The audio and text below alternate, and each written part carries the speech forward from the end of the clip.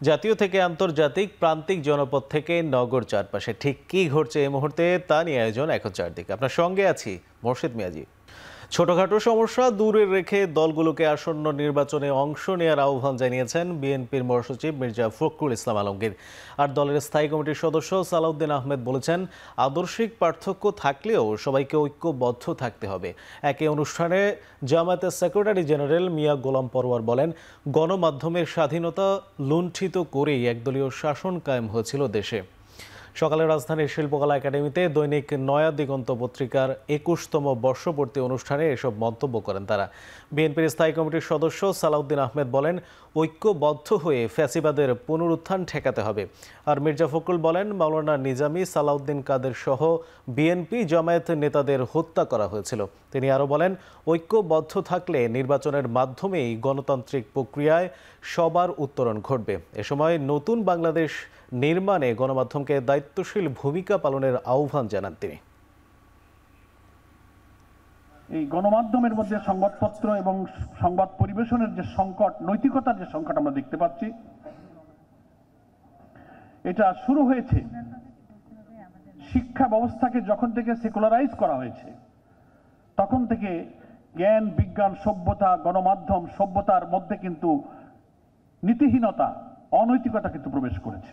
আমাদের মতামতের পার্থক্য থাকা সত্ত্বেও, আদর্শিক পার্থক্য থাকা সত্ত্বেও দেশের প্রশ্নে, এই দেশের গণতন্ত্র, স্বাধীনতা, সার্বভৌমত্বের প্রশ্নে সবাই আমরা ঐক্যবদ্ধ থাকবো।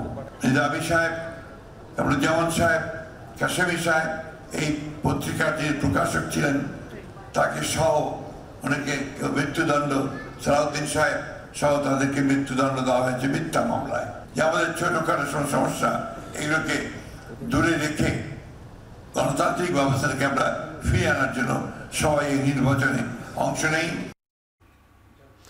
বিএনপির ভারপ্রাপ্ত চেয়ারম্যান তারেক রহমান বলেছেন, ক্ষমতায় গেলে বাজেটের একটি বড় অংশ শিক্ষা খাতে বরাদ্দ রাখা হবে। পাশাপাশি ভাষা শিক্ষা, খেলাধুলার মতো বিষয়ে আবশ্যিক সহ শিক্ষার্থীদের দেওয়ার সব ওয়াদা পূরণ করা হবে। কিশোরগঞ্জের পাকুন্দিয়ায় বিএনপির ৩১ দফা কর্মসূচির অংশ হিসেবে আয়োজিত মেধাবৃত্তি পরীক্ষার ফল প্রকাশ ও পুরস্কার বিতরণ অনুষ্ঠানে ভার্চুয়ালি যুক্ত হয়ে তিনি এই কথা জানান।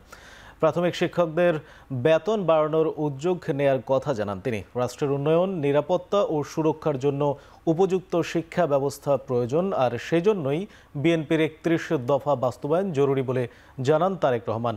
অনুষ্ঠান শেষে বৃত্তি পরীক্ষায় বিজয়ীদের হাতে পুরস্কার তুলে দেওয়া হয়। এর আগে সকাল থেকে শিক্ষার্থী ও অভিভাবকরা উপস্থিত হন অনুষ্ঠানের স্থলে। এছাড়া বিভিন্ন জেলা থেকে বিএনপির হাজারো নেতাকর্মী যোগ দেন।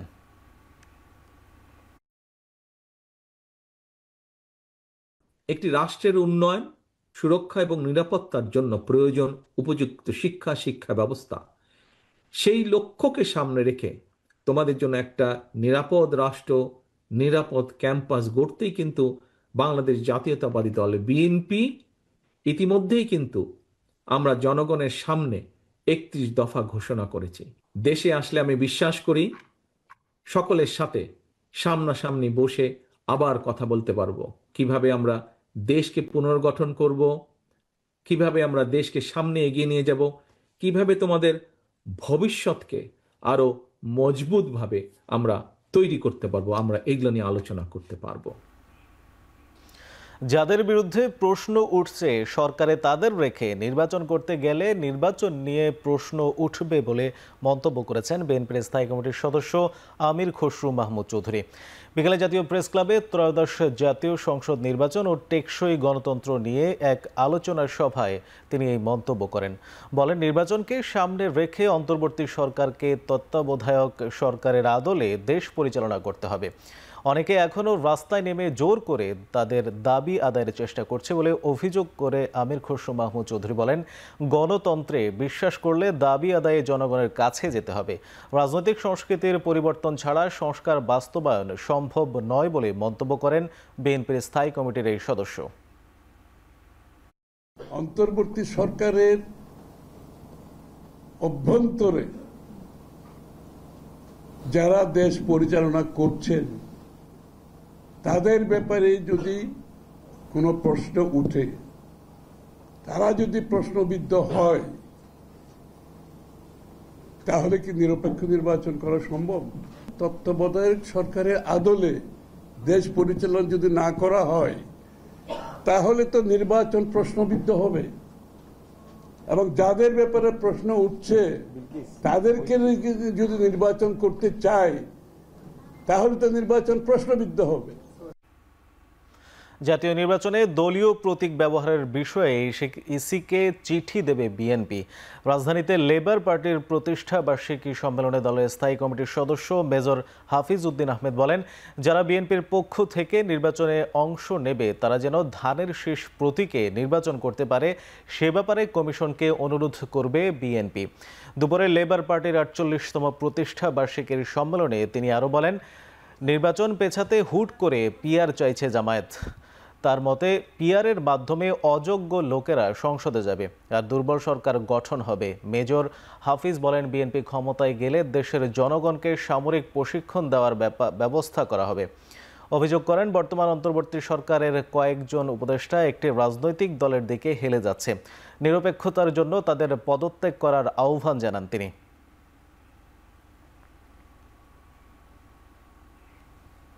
এই পিআর একটা জিনিস, এটা তো জামাত ইসলামী কোনোদিন বলে নাই। হঠাৎ করে নির্বাচন ঘোষণা করার পর তখন তারা প্রথম দিকে বলেছে যে উচ্চ কক্ষে চায়, তারপর বলেছে উভয় কক্ষে তারা পিআর চায়।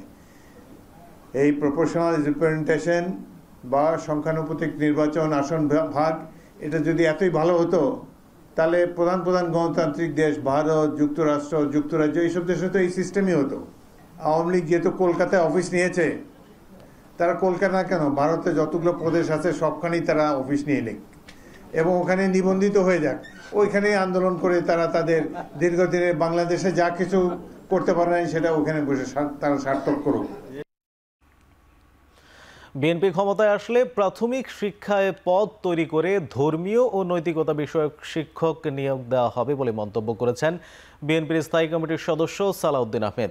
আর সংখ্যালঘু শিক্ষার্থীদের জন্য আলাদা শিক্ষক নিয়োগের প্রয়োজন হলে সেটাও নিয়ে বিএনপি আলোচনা করবে। বিকেলে রাজধানীর ওসমানী মিলনায়তনে প্রাথমিক বিদ্যালয়ে ধর্মীয় শিক্ষক নিয়োগ এবং ধর্মীয় মূল্যবোধ পরিপন্থী সকল সিদ্ধান্ত বাতিলের দাবিতে এক সেমিনারে অংশ নিয়ে এসব কথা বলেন তিনি। একই সেমিনারে প্রাথমিক বিদ্যালয়ে অবিলম্বে ধর্মীয় শিক্ষক নিয়োগের দাবি জানান জামায়াতে ইসলামীর সেক্রেটারি জেনারেল মিয়া গোলাম পরওয়ার। এনসিপি দক্ষিণাঞ্চলের মুখ্য সমন্বয়ক হাসনাত আবদুল্লাহ অভিযোগ করেন, শেখ হাসিনার আমলে পুরো শিক্ষা ব্যবস্থা ধ্বংস করা হয়েছে, এমনকি ভারতীয় মিডিয়ার মাধ্যমে শেখ হাসিনা দেশে অপসংস্কৃতি ঢুকিয়েছে বলেও অভিযোগ তুলেন তিনি। সেমিনারে দেশের বিভিন্ন ধর্মীয় ও রাজনৈতিক নেতারা উপস্থিত ছিলেন।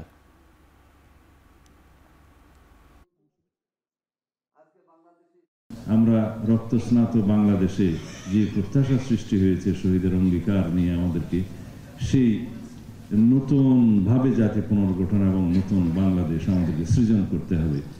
যেই বাংলাদেশে আমাদের প্রধানতম উদ্দেশ্য হবে সাম্য, মানবিক মর্যাদা, সামাজিক সুবিচার, ন্যায় বিচার প্রতিষ্ঠা করা।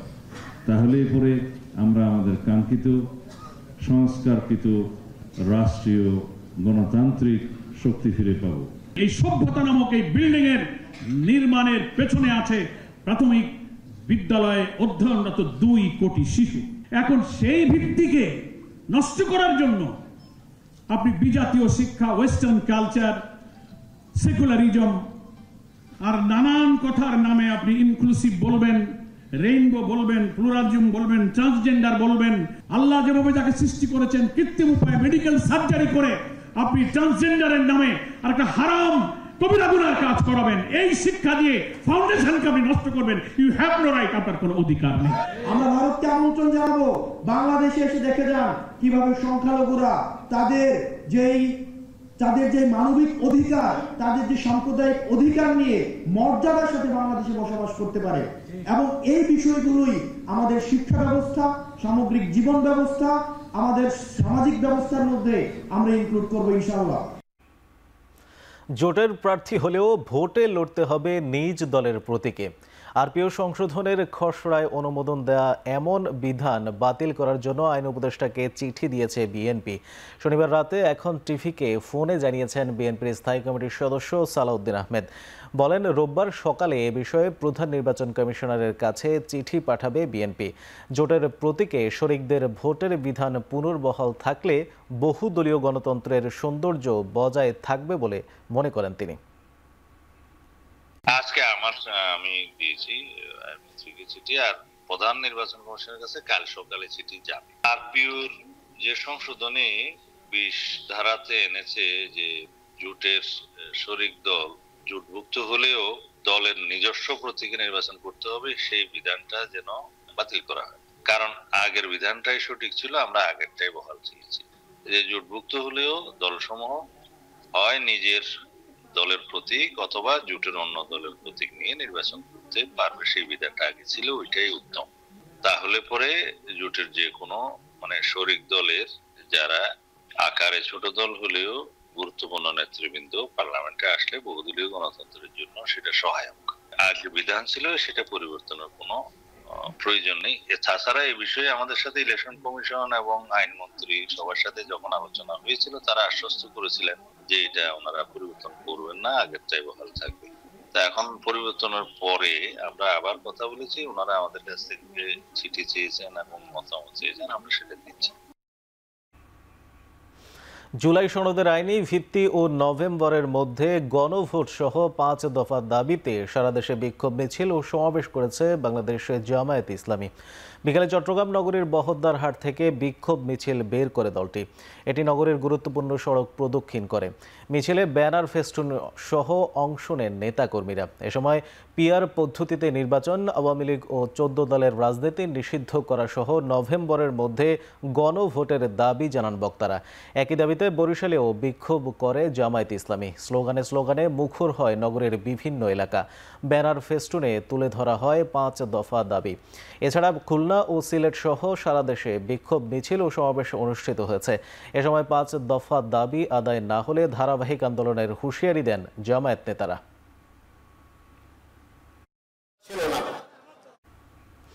জামায়াতে ইসলামী ক্ষমতায় গেলে নারীদের দরজায় তালা পড়বে না, বরং খুলে দেয়া হবে বলে প্রতিশ্রুতি দিয়েছেন দলটির আমির ডাক্তার শফিকুর রহমান। যুক্তরাষ্ট্রের স্থানীয় সময় শুক্রবার রাতে নিউ ইয়র্কের বাফেলোতে সংবর্ধনা অনুষ্ঠানে একথা বলেন তিনি। সব ক্ষেত্রে নারীদের অধিকার নিশ্চিত করা হবে বলে উল্লেখ করেন জামায়াতে ইসলামীর আমির। আরও বলেন, সবার মতো সংখ্যালঘুদের সম্মান ও অধিকারও নিশ্চিত করা হবে। বলেন, মেয়েরা যোগ্যতা অনুযায়ী বাইরে কাজ করবে এবং কর্মক্ষেত্রে সম্মানের সঙ্গে কাজ করার পরিবেশ নিশ্চিত করা হবে। এছাড়া ক্ষমতায় গেলে সংখ্যালঘুদের সম্মান ও অধিকার নিশ্চিত করা হবে বলেও প্রতিশ্রুতি দিয়েছেন জামায়াতে ইসলামীর আমির।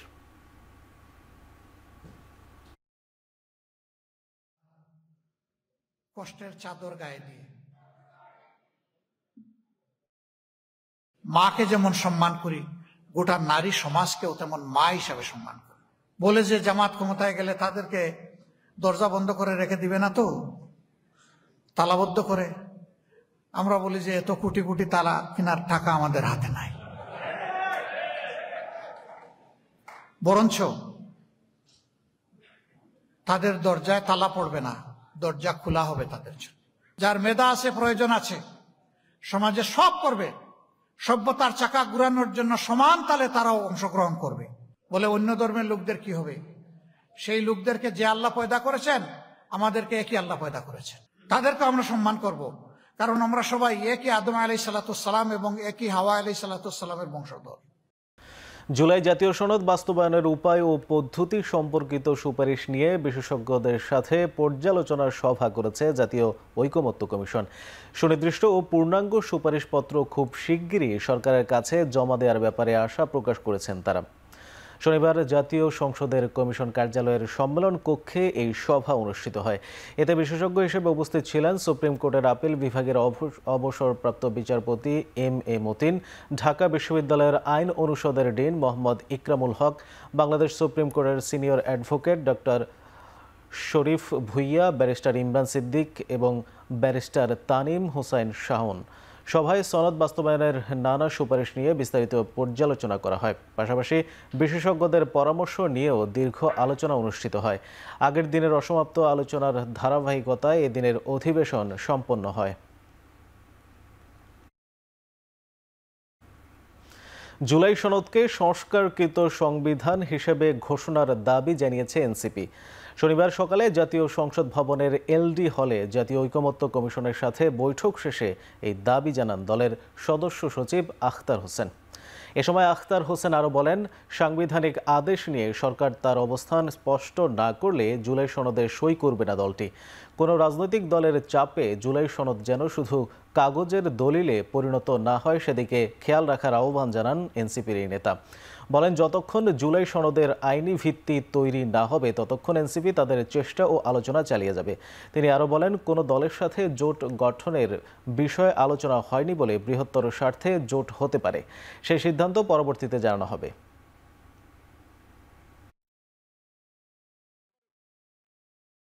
জুলাই সনদ বাস্তবায়নের যে আদেশ, সে আদেশের ড্রাফট, সে আদেশের বিষয়বস্তু, সে আদেশের পরিধি, প্রত্যেকটা জিনিস জাতির কাছে উপস্থাপন করতে হবে। এই জুলাই সনদ সেটা জনগণের সার্বভৌম অভিপ্রায়ের অভিব্যক্তি হিসেবে ডক্টর মোহাম্মদ ইউনূস সরকার প্রধান হিসেবে এটাকে জারি করবেন এবং সামনের সংসদে কনস্টিটিউয়েন্ট পাওয়ার অ্যাপ্লাই করার মধ্য দিয়ে এটাকে একটা সংস্কারকৃত 2026-এর সংবিধান হিসেবে ঘোষণা করতে হবে। এবং যতক্ষণ পর্যন্ত না জুলাই সনদের আইনি ভিত্তির জায়গা নিশ্চিত না হয় ততক্ষণ পর্যন্ত আমরা আমাদের এই চেষ্টা চালিয়ে যাব। ত্রয়োদশ জাতীয় নির্বাচনের আগে জুলাই সনদে আইনি ভিত্তি দিতে সরকারের প্রতি আহ্বান জানিয়েছেন বাংলাদেশ খেলাফত মজলিসের আমির মামুনুল হক। তিনি হুঁশিয়ারি দিয়ে বলেন, 72-এর সংবিধান অনুযায়ী নির্বাচন হতে দেয়া হবে না। জাতীয় নির্বাচনে উচ্চ কক্ষে পিয়ার সহ 5 দফা দাবিতে রাজধানীর মতিঝিলে গণ মিছিলের আয়োজন করে দলটি। মতিঝিল শাপলা চত্বর থেকে শুরু হয়ে মিছিলটি বাইতুল মোকাররম মসজিদের উত্তর গেট গিয়ে শেষ হয়। মিছিল পরবর্তী সমাবেশে মামুনুল হক অভিযোগ করেন, বর্তমান অন্তর্বর্তী সরকারের কয়েকজন উপদেষ্টা একটি নির্দিষ্ট দলকে বিশেষ সুবিধা দেওয়ার চেষ্টা করছেন। এ সময় জাতীয় নির্বাচনের আগে লেভেল প্লেয়িং ফিল্ড নিশ্চিত করার আহ্বান জানান তিনি। সমাবেশে অনতিবিলম্বে বাংলাদেশে ইসকনের কার্যক্রম নিষিদ্ধের দাবি জানান বক্তারা।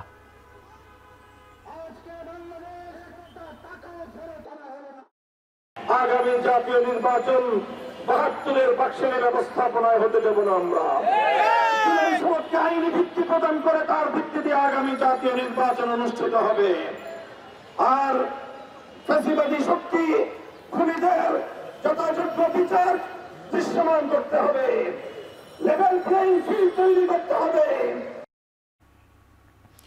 আসন্ন সংসদ নির্বাচনে আইন শৃঙ্খলা রক্ষায় ভোটের আগে পরে মোট 8 দিন বাহিনীগুলোকে মোতায়েন রাখার প্রস্তাব সহ নির্বাচন কমিশনকে 34টি প্রস্তাব দিয়েছে সশস্ত্র বাহিনী, আইন শৃঙ্খলা রক্ষাকারী বাহিনী ও বিভিন্ন গোয়েন্দা সংস্থার প্রতিনিধিরা।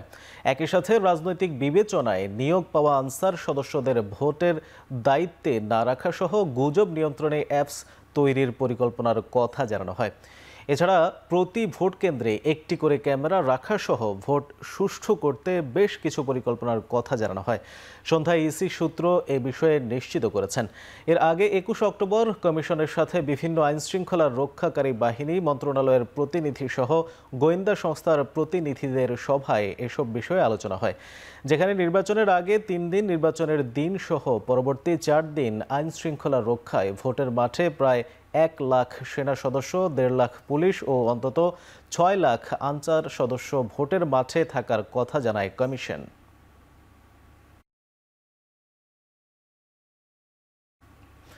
পরাজিত হলেও ফ্যাসিবাদের প্রবণতা বারবার ফিরে আসে উল্লেখ করে গৃহায়ন ও গণপূর্ত উপদেষ্টা আদিলুর রহমান খান বলেন, ঐক্যবদ্ধভাবে এর বিরুদ্ধে প্রতিরোধ গড়ে তুলতে হবে।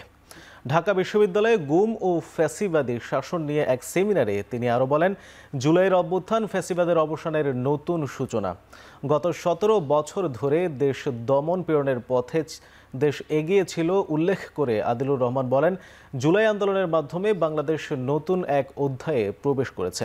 অনুষ্ঠানে গুম খুনের অভিযোগে অভিযুক্ত সেনাবাহিনীর কর্মকর্তাদের সর্বোচ্চ শাস্তির দাবি জানান ডাকসু ভিপি সাদিক কায়েম। সেমিনারে ব্যারিস্টার মীর আহমদ বিন কাসেম আরমানের লেখা আয়না ঘরের সাক্ষী গুম জীবনের ৮ বছর বইয়ের মোড়ক উন্মোচন করা হয়।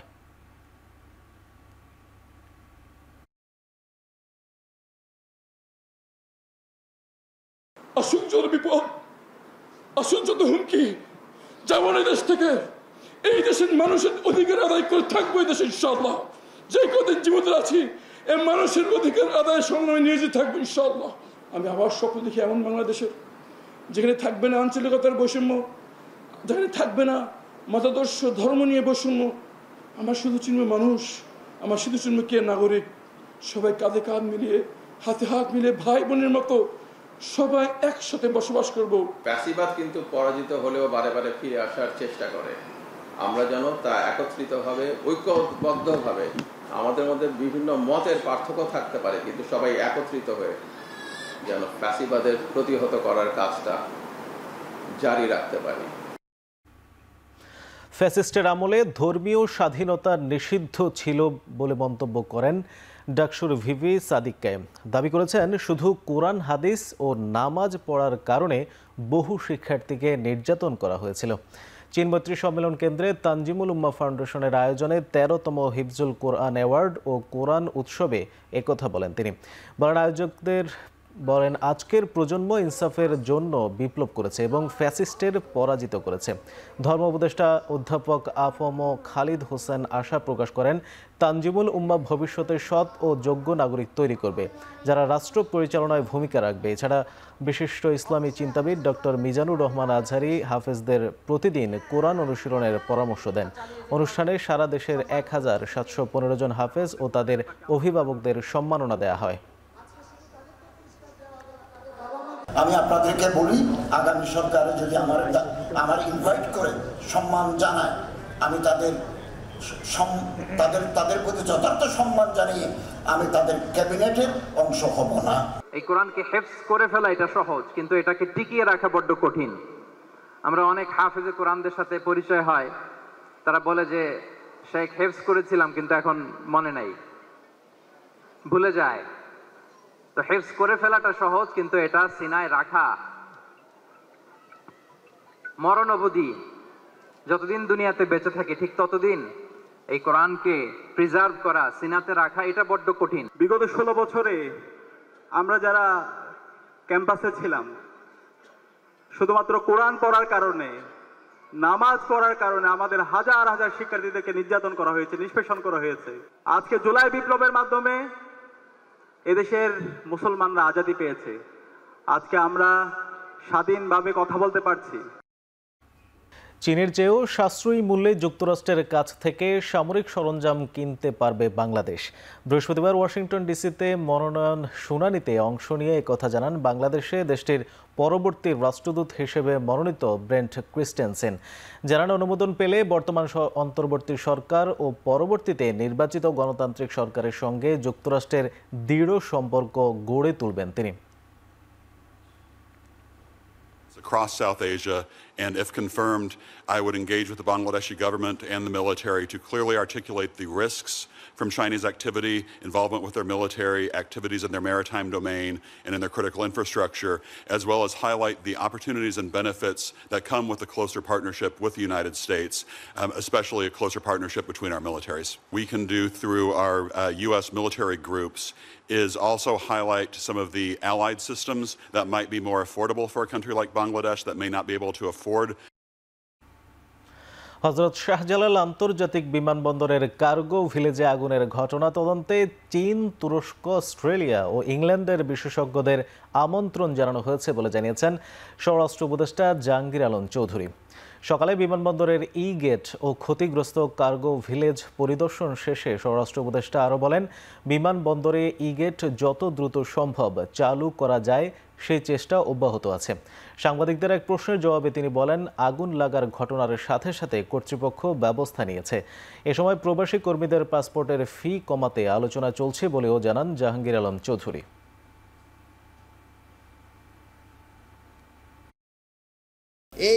হত্যাকাণ্ডের ভিতরে যদি কোনো অব্যবস্থাপনা থাকে, এই জন্য আমরা 4টা দেশে ইনভাইট করছি তাদের আসার জন্য। ইংল্যান্ডকে ইনভাইট করা হয়েছে, আপনার অস্ট্রেলিয়ারে ইনভাইট করা হয়েছে, চায়নারে ইনভাইট করা হয়েছে, টার্কিরে ইনভাইট করা হয়েছে। তাদের স্পেশালিস্ট আমরা আনতে চাচ্ছি, তারা একটা ইনভেস্টিগেশন করে মানে কারণটা কি এবং কে দায়ী এটা তারা বের করতে পারে। সেন্ট মার্টিন দখলকারীদের বিরুদ্ধে সরকার যেমন কঠোর পদক্ষেপ নিয়েছে, তেমনি পলিথিনের বিরুদ্ধেও চলছে অভিযান। আর নদী বাঁচাতে শিগগিরই বর্জ্য ব্যবস্থাপনা ঢেলে সাজানোর পরামর্শ দিয়েছেন পরিবেশ, বন, জলবায়ু পরিবর্তন ও পানি সম্পদ মন্ত্রণালয়ের উপদেষ্টা সৈয়দা রিজওয়ানা হাসান। শনিবার দুপুরে গাজীপুরের কাপাসিয়ায় শীতলক্ষ্যা নদী পরিদর্শনে গিয়ে এসব কথা বলেন তিনি। সেন্ট মার্টিন দখলকারীদের বিরুদ্ধে জোরালো বার্তা দিয়েছি। পলিথিনের বিরুদ্ধে নিয়মিত অভিযান হচ্ছে। এখন তো সুপার মার্কেটে আপনি আর পলিথিন পাবেন না। এখন আপনি একজন একজন করে নদী দূষণকারী ধরবেন, নাকি নদী যারা দূষণ করে তাদেরকে একটা সেন্ট্রাল ইটিপির আওতায় আনবেন, নাকি তাদেরকে কয়েকজনকে বন্ধ করে দেবেন? এই সবকটা অপশন নিয়ে আপনাকে কাজ করতে হবে। 4 জন ম্যাজিস্ট্রেট নিয়ে যতটুকুন করা যায় করে যাচ্ছি। আমি ঢাকা শহরের 4টা নদী নিয়ে বিশ্ব ব্যাংকের সাথে কথা বলে যে প্রকল্পটা চূড়ান্ত করে ফেলেছি, আশা করি ইনশাআল্লাহ ডিসেম্বরে পাস হয়ে যাবে। চট্টগ্রামের রাউজানে দুর্বৃত্তদের গুলিতে এক যুবক নিহত হয়েছে। তাকে যুবদল কর্মী দাবি করেছে উপজেলা বিএনপি। শনিবার বিকেলে পৌরসভার 9 নম্বর ওয়ার্ডের রশিদপাড়া এলাকায় এই ঘটনা ঘটে। নিহতের নাম মোহাম্মদ আলমগীর। স্থানীয়রা জানায়, বাড়ি ফেরার পথে সিএনজি অটোরিকশায় থাকা অবস্থায় কয়েকজন দুর্বৃত্ত তাকে লক্ষ্য করে গুলি করে পালিয়ে যায়। এ সময় ঘটনাস্থলেই তার মৃত্যু হয়। পরে মরদেহ উদ্ধার করে হাসপাতালে পাঠায় পুলিশ। এ ঘটনায় এখন পর্যন্ত কেউ আটক হয়নি। পুলিশে জানায়, গেল 1 বছরে রাউজানে অন্তত 15টি হত্যাকাণ্ড ঘটেছে। মূলত আধিপত্য বিস্তারকে ঘিরে বিএনপির সাবেক ভাইস চেয়ারম্যান গিয়াসউদ্দিন কাদের চৌধুরী ও সাবেক উত্তর জেলা বিএনপির আহ্বায়ক গোলাম আকবর খন্দকার গ্রুপের দ্বন্দ্বে এসব হত্যাকাণ্ড সংগঠিত হচ্ছে বলে জানিয়েছে স্থানীয়রা।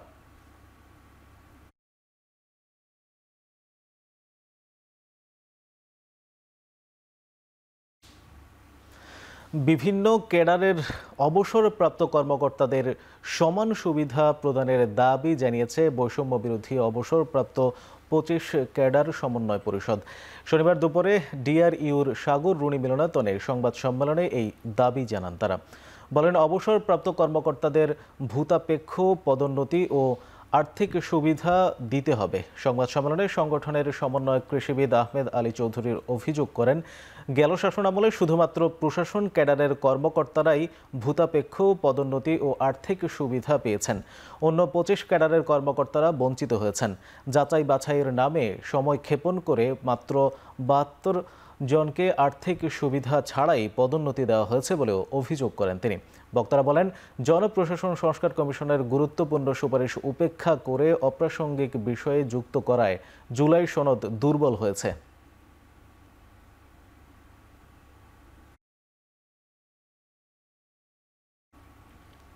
পুলের বিধি অনুযায়ী আমরা উপসচিব পদে কোটা বাতিল করে সকল ক্যাডার থেকে পরীক্ষার মাধ্যমে মেধাবী, দক্ষ ও অভিজ্ঞ কর্মকর্তাদের নিয়োগ দাবি জানিয়ে আসছি।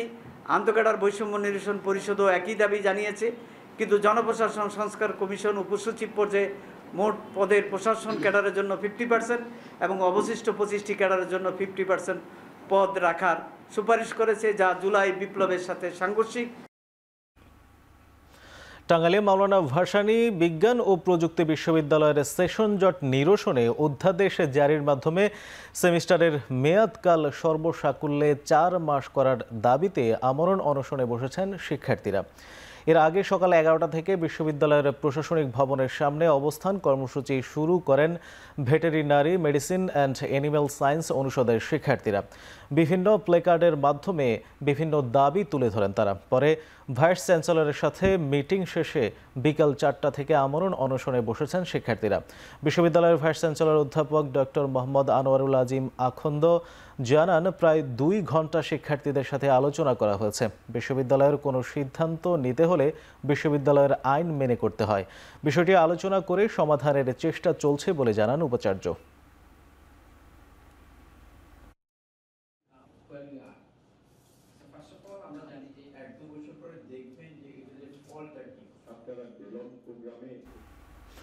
ইলিশ সংরক্ষণে দেশের নদী ও সাগরে মাছ শিকারে 22 দিনের নিষেধাজ্ঞা শেষ হলো। ইতোমধ্যেই ইলিশ শিকারে সাগর নদীতে নামতে শুরু করেছেন জেলেরা। 22 দিনের মাছ ধরার নিষেধাজ্ঞা শেষ পর্যায়ে ট্রলার মেরামত ও জাল দড়ি গুছিয়ে সাগরে যাবার প্রস্তুতি শেষ করেছে বরগুনার উপকূলের জেলেরা। মধ্যরাতে নিষেধাজ্ঞা শেষ হবার সাথে সাথে নদী ও সাগরে ছুটবেন তারা। এদিকে 22 দিনের নিষেধাজ্ঞা শেষে আবারও নদীতে নামার প্রস্তুতি নিচ্ছেন চাঁদপুর ও পটুয়াখালীর জেলেরা। তবে নদীতে ইলিশের পরিমাণ ও দাম নিয়ে শঙ্কাও রয়েছে তাদের। নিষেধাজ্ঞার সময়টাতে প্রশাসনের পক্ষ থেকে পর্যাপ্ত সহায়তা মেলেনি বলে অভিযোগ রয়েছে জেলেদের। ইলিশের বাধাহীন প্রজননের জন্য 4 থেকে 25 অক্টোবর পর্যন্ত সাগর ও নদীতে মাছ ধরার উপর নিষেধাজ্ঞা আরোপ করে সরকার। এ সময় মাছ আহরণ, পরিবহন, বিপণন ও বিক্রয় সম্পূর্ণ নিষিদ্ধ ছিল। বাংলাদেশ ও যুক্তরাষ্ট্রের মধ্যে G2G চুক্তির আওতায় প্রথমবারের মতো 57,000 টন গম বাংলাদেশে পৌঁছেছে। শনিবার সকাল 9:30টায় চট্টগ্রামের কুতুবদিয়া উপকূলে নোঙর করেছে MV নোটস স্ট্রাইভ নামের একটি জাহাজ। ওয়াশিংটনের কালামা বন্দর থেকে 56,950 মেট্রিক টন গম নিয়ে জাহাজটি বাংলাদেশের জলসীমায় প্রবেশ করে।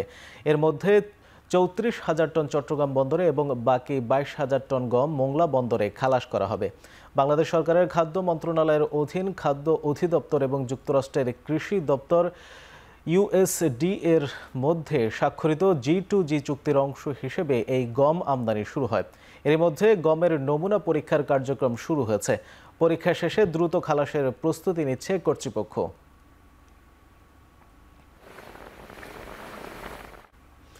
জুলাই গণঅভ্যুত্থান তরুণদের মানসিক স্বাস্থ্যের উপর নেতিবাচক প্রভাব ফেলেছে বলে মন্তব্য করেছেন সাজিদা ফাউন্ডেশনের প্রধান নির্বাহী কর্মকর্তা জাহিদা ফিজ্জা কবির। বলেন, আগামী যে কোনো দুর্যোগ ও সংকটের জন্য মানসিক স্বাস্থ্য সহায়তা নিশ্চিত করতে আরও গুরুত্ব দিতে হবে। শনিবার বিকেলে রাজধানীর এক হোটেলে আন্তর্জাতিক মানসিক স্বাস্থ্য দিবস উপলক্ষে সাজিদা ফাউন্ডেশনের এক সংলাপে একথা বলেন তিনি। বলেন, মানসিক স্বাস্থ্যকে জরুরি পরিস্থিতি মোকাবেলা ব্যবস্থায় অঙ্গীভূত করার প্রয়োজন। প্যানেল আলোচনায় অংশ নেন সাজিদা ফাউন্ডেশনের প্রধান নির্বাহী কর্মকর্তা মোহাম্মদ ফজলুল হক, প্ল্যান ইন্টারন্যাশনালের উপদেষ্টা Syed Mohammad Nuruddin, senior psychological counsellor Mariam Sultana, UN উইমেনের কোঅর্ডিনেশন ও পার্টনারশিপস অ্যানালিস্ট সৈয়দা সামারা মরতাদা এবং ইউনিসেফের ডক্টর দেওয়ান মোহাম্মদ ইমদাদুল হক। সংকট বা দুর্যোগে শারীরিক চাহিদার পাশাপাশি মানসিক স্বাস্থ্য ও সহায়তাও সমান গুরুত্বপূর্ণ বলে জানান বক্তারা। পাবলিক হেলথ সিস্টেমের কোন জায়গায় আসলে আমরা গিয়ে প্লাগ ইন হতে পারি, আমরা প্যারালাল হতে চাই না। সো আমরা বুঝতে পারছি যে আসলে আমরা বোঝার চেষ্টা করছি যে হেলথ সিস্টেমে কি কি টিয়ার্স আছে, কি কি ধরনের ম্যান পাওয়ার আছে, কি বাজেট অ্যালোকেশন আছে, এবং সেইখানে আমরা কিভাবে গিয়ে আপনাদের সহায়ক একটা শক্তি হতে পারি। কারণ আমরা বিশ্বাস করি যে এইটাই সাস্টেনেবিলিটি দিবে আমাদেরকে। এবার আন্তর্জাতিক প্রসঙ্গ। যুদ্ধবিরতি সত্ত্বেও সীমান্ত দিয়ে ইসরায়েল ত্রাণ সরবরাহ সীমিত করায় গাজাবাসীর দুর্ভোগ কমেনি বলে তথ্য দিয়েছে জাতিসংঘ। নিত্য প্রয়োজনীয় জিনিসপত্রের সরবরাহ না থাকায় বন্ধের শঙ্কায় বেকারিগুলো। উপত্যকার 15 লাখ মানুষের সাহায্যের প্রয়োজন বলে তথ্য দিয়েছে জাতিসংঘ। কিন্তু হামাসের সাথে প্রথম পর্যায়ের যুদ্ধবিরতি সত্ত্বেও ইসরায়েল সীমান্তে পর্যাপ্ত ত্রাণ ঢুকতে না দেয় এবং সব সীমান্ত না খোলার কারণে এখনও খাদ্য সংকট চরম পর্যায়ে আছে বলে জানিয়েছে সংস্থাটি। এমন পরিস্থিতিতে যুদ্ধবিরতি তদারকির জন্য ইসরায়েলের পছন্দ মতো আন্তর্জাতিক বাহিনী গঠনের পথে হাঁটছে যুক্তরাষ্ট্র। বিষয়টি নিশ্চিত করেছেন মার্কিন পররাষ্ট্রমন্ত্রী মার্ক রুবিও।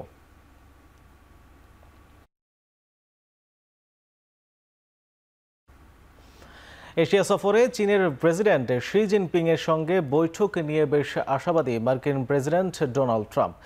চীনের ওপর ওয়াশিংটনের আরোপ করা 157% শুল্ক স্থায়ী হবে না বলেও মনে করেন তিনি। তবে ইউক্রেন যুদ্ধ বন্ধে চীনের সহায়তা চান ট্রাম্প। এদিকে এশিয়া সফরে উত্তর কোরিয়ার সর্বোচ্চ নেতা কিং জং উনের সঙ্গেও সাক্ষাতের আগ্রহ আছে বলে গণমাধ্যম কর্মীদের জানিয়েছেন তিনি।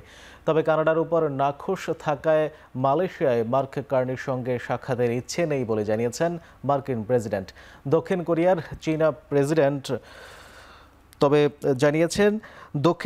চীনা প্রেসিডেন্টের সঙ্গে বাণিজ্য ইস্যু ছাড়াও রাশিয়া, তাইওয়ান এবং হংকংয়ের মিডিয়া মোগল ও গণতন্ত্রপন্থী নেতা জিমি লাইয়ের মুক্তি দেওয়ার বিষয়ে ফলপ্রসূ আলোচনা হবে বলে প্রত্যাশা ট্রাম্পের।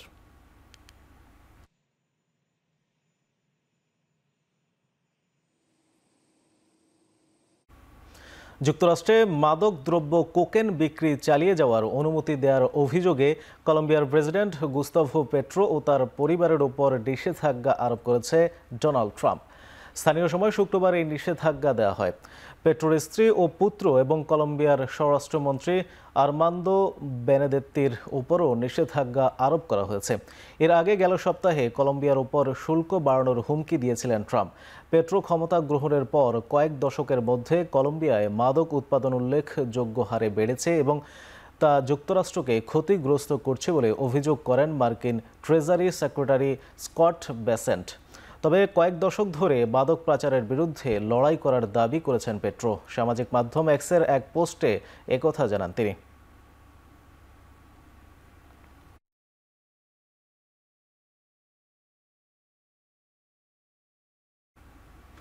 ক্যারিবীয় সাগরে মাদকবাহী একটি জাহাজে অভিযান চালিয়েছে যুক্তরাষ্ট্রের সেনাবাহিনী। সন্দেহভাজন 6 মাদক কারবারি নিহত হয়েছে।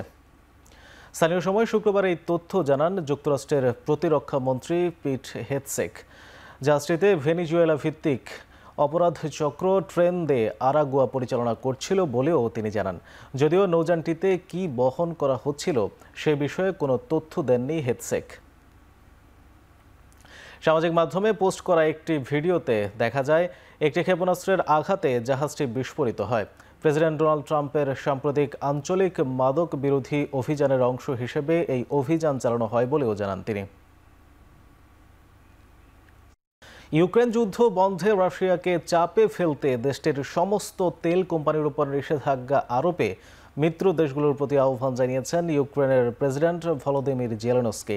লন্ডনে ইউক্রেনের সুরক্ষায় গঠিত কোয়ালিশন অফ দি উইলিং এর বৈঠক শেষে আয়োজিত সংবাদ সম্মেলনে একথা জানান তিনি। শুক্রবার জেলেনস্কির উপস্থিতিতে লন্ডনের আলোচনায় সরাসরি যোগ দেন ব্রিটিশ প্রধানমন্ত্রী কিয়ার স্টারমার, ন্যাটো মহাসচিব মার্ক রুটে ছাড়াও নেদারল্যান্ডস ও ডেনমার্কের প্রধানমন্ত্রী। এছাড়া এতে ভার্চুয়ালি যোগ দেন ফ্রান্সের প্রেসিডেন্ট ইমানুয়েল ম্যাক্রো সহ কিয়েভের অন্যান্য বিশ্বস্ত মিত্ররা। ইউক্রেনের বিমান প্রতিরক্ষা ও দূরপাল্লার সক্ষমতা বাড়াতে ইউরোপিয়ান দেশগুলোকে কিয়েভে সামরিক সহায়তা বাড়ানোর আহ্বান জানান ম্যাক্রো। এর আগে জেলেনস্কির সঙ্গে একান্ত বৈঠকে একই আহ্বান জানান স্টারমার। অন্যদিকে মস্কোর বৃহৎ তেল কোম্পানিগুলোর উপর যুক্তরাষ্ট্রের নিষেধাজ্ঞা দেশটিকে আর্থিক ক্ষতির মুখে ফেলবে বলে মনে করেন ন্যাটো মহাসচিব। তার ধারণা এতে বাধ্য হয়ে আলোচনার টেবিলে বসবেন পুতিন।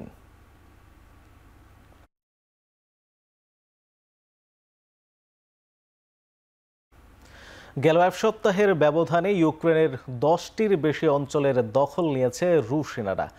মস্কোর দাবি, শুক্রবার জেলেনস্কির সেনাদের সঙ্গে ফ্রন্ট লাইনে 82 বার সংঘাতে জড়িয়েছে পুতিন বাহিনী। এ সময় ভূপাতিত করা হয়েছে কিয়েভের Su-21 যুদ্ধ বিমান। সাময়িক যুদ্ধবিরতি নয়, ইউক্রেন যুদ্ধ বন্ধে স্থায়ী সমাধান চান রুশ প্রেসিডেন্ট। তবে এতে নিশ্চিত করতে হবে মস্কোর স্বার্থ, আর তাতেই যুক্তরাষ্ট্রের সঙ্গে সংলাপ করতে আগ্রহী হবে রাশিয়া। যুক্তরাষ্ট্রের সফরকালে এমনটাই জানিয়েছেন পুতিনের বিশেষ প্রতিনিধি কিরিল দিমিত্রিভ। বিপরীতে যুদ্ধ বন্ধে রাশিয়াকে চাপে ফেলতে মস্কোর সমস্ত তেল কোম্পানির উপর নিষেধাজ্ঞা আরোপে মিত্র দেশগুলোর প্রতি আহ্বান জানিয়েছেন ইউক্রেনীয় প্রেসিডেন্ট জেলেনস্কি। এবার খেলার প্রসঙ্গ। আর্চারি চ্যাম্পিয়নশিপ ও জাতীয় ফুটবল দলের ম্যাচে স্টেডিয়াম ব্যবহার নিয়ে বাফুফে ও আর্চারি ফেডারেশনে সৃষ্ট জটিলতার সমাধান খুঁজছে ক্রীড়া মন্ত্রণালয়। আর্চারি ইভেন্টের জন্য আর্মি স্টেডিয়াম ভালো বিকল্প। সম্ভাব্য ভালো জায়গাতেই আর্চারি চ্যাম্পিয়নশিপ আয়োজন করা হবে বলে জানিয়েছেন যুব ও ক্রীড়া উপদেষ্টা আসিফ মাহমুদ সজীব ভুইয়া।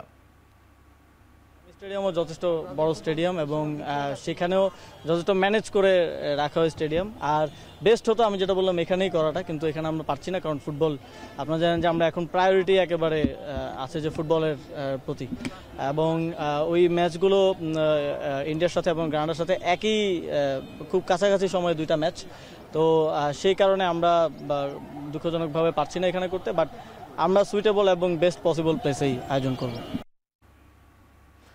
জাতীয় ক্রীড়া পরিষদের উদ্যোগে আয়োজিত হয়েছে বাংলাদেশ সরকারের উপদেষ্টা বৃন্দ এবং কূটনীতিকদের মধ্যে প্রীতি ফুটবল ম্যাচ। দ্বিতীয়বারের মতো জাতীয় স্টেডিয়ামে করা হয়েছে এমন আয়োজন। শনিবার বিকেল 4টায় জাতীয় স্টেডিয়ামে শুরু হয় খেলা। বাংলাদেশের উপদেষ্টা মণ্ডলীদের মধ্যে মাঠে পারফর্ম করতে দেখা গেছে ক্রীড়া উপদেষ্টা আসিফ মাহমুদ সজীব ভুইয়া, আইন উপদেষ্টা আসিফ নজরুল, তথ্য উপদেষ্টা মাহফুজ আলমকে। ম্যাচ শেষে আসিফ মাহমুদ জানান, এমন ম্যাচ সরকার ও কূটনীতিকদের সম্পর্ক আরও দৃঢ় করবে।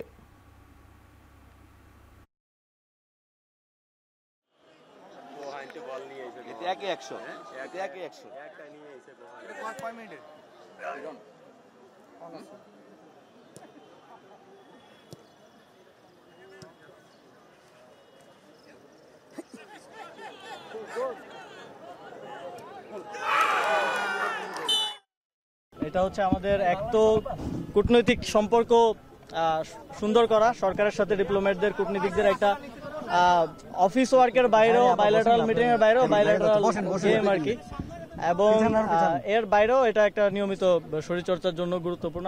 তো এবার সব ফুটবল খেলুড়ে ইউরোপিয়ানরা আপনারা দেখেছেন যে খুব ভালো খেলেছে। আমরা আশা করি যে লাস্ট এবং ডিসাইডার ম্যাচে আমরা জিতবো। অনিশ্চয়তা কাটিয়ে অস্ট্রেলিয়ার টি20 ফ্রাঞ্চাইজি লিগ বিগ ব্যাশের জন্য খেলোয়াড়দের অনাপত্তি পত্র দিচ্ছে পাকিস্তান ক্রিকেট বোর্ড। ক্রিকেট অস্ট্রেলিয়ার প্রধান নির্বাহী বিষয়টি নিশ্চিত করেছেন। এশিয়া কাপের ফাইনাল হারের পর পিসিবি তাদের খেলোয়াড়দের দেশের বাইরের ফ্রাঞ্চাইজি লিগে অংশগ্রহণ বন্ধের সিদ্ধান্ত নেয়। কোনো কারণ ব্যাখ্যা করা না হলেও খেলোয়াড়দের জাতীয় দলের প্রতি অধিক মনোযোগী করতেই এমন সিদ্ধান্ত নেওয়া হয়েছিল বলে জানানো হয়। এতে করে বিগ ব্যাশের পাশাপাশি বিশ্বের বিভিন্ন লিগে আগেই চুক্তিবদ্ধ থাকা পাকিস্তানি তারকাদের খেলা নিয়ে শঙ্কা দেখা দেয়। তবে শেষ পর্যন্ত ক্রিকেট অস্ট্রেলিয়ার অনুরোধে খেলোয়াড়দের অনাপত্তি পত্র দিতে সম্মত হয়েছে পিসিবি। বিগ ব্যাশের আগামী আসরে 6টি আলাদা দলে 6 জন পাকিস্তানি ক্রিকেটারকে খেলতে দেখা যাবে।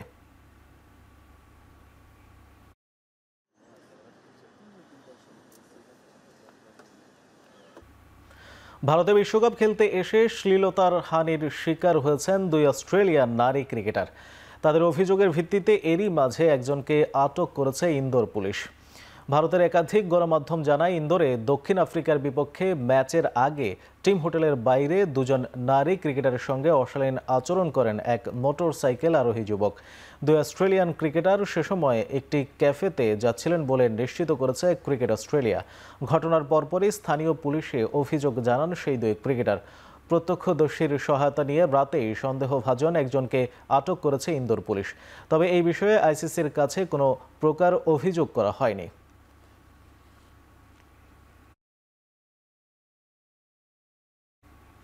শেষ করছি এখন চারদিকে। এখন টেলিভিশন ওয়েবসাইটে দেখতে ভিজিট করুন www.ekhon.tv। এছাড়া ফেসবুকে দেখতে ভিজিট করুন facebook.com/tv.ekhon এবং ইউটিউবে দেখতে ভিজিট করুন youtube.com/c/ekhon tv।